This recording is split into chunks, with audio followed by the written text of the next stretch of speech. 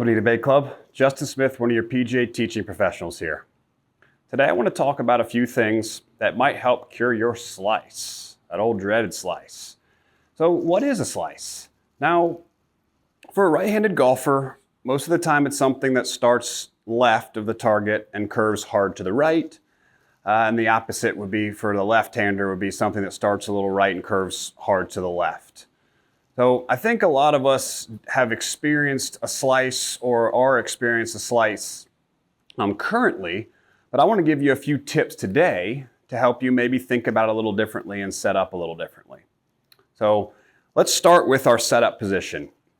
Now, we have screens here to help us get the correct grip, okay? Now, for starters, I just want you to have your hands hang in front of you and put your lead hand on the club, okay, and let it just sort of dangle. And some people stand here with their thumbs in, some people stand with their thumbs out, but just however, we were made, let's just get that grip on there for the lead hand, and then from there, we're going to slap the right hand on. Now, as we slap the right hand on, imagine if I had a T kind of here in we'll call this like the pit of my elbow. Now, I don't want this T pointed down the target line or down the fairway. And it'll sort of look like this from down the line. You'll see my right arm a lot higher than the left arm. So we want to let this sort of bend and relax, but we want that T sort of pointed up to the sky in front of us. So it's going to be a little bit, as we call it, this would be like internally rotated, a little bit externally rotated there. If you do have trouble with this, exercises of anything of this nature to help you, test yourself if you can even do that. Obviously, if we can't do this physically, come see us, and there are different routes to do this. But for today, we're going to get that set up position, and then we're going to grip the club, all right? Now, step one for this anti-slice would be we have to start to back bend the right wrist. Okay, what is back bend? Clearly, upwards would be cocking the wrist, so we have our thumbs up. This is an opener. This is a slice written all over it. But a back bend here would be simply hinging the golf club. So we're going to hinge or back bend. Now from this position, we have two more steps. So as we're hinging and turning at the same time, we're going to get our right bicep to just sort of do a bicep curl. And I think everybody who's watching this video has done a bicep curl before, but it's simply just going like this if you don't. So set up position, hinge it, bicep curl, and make a full turn.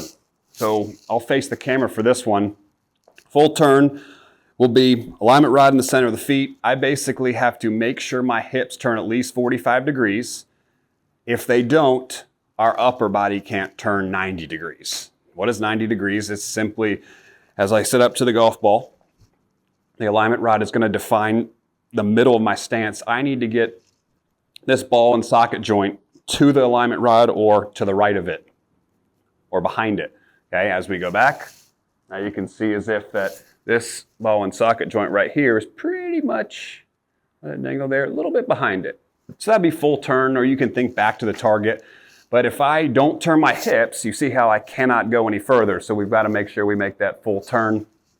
And sort of keep that head stable over that alignment rod or centered for our iron shots. With the driver, it might shift a little bit more to the right.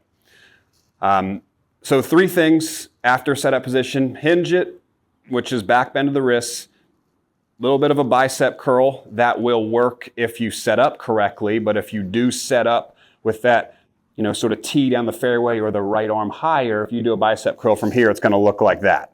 So if you see that flying elbow sometimes, you've all heard that before, it could be due to your setup and just maybe how you load the club. But most times from this position, the club's going this way.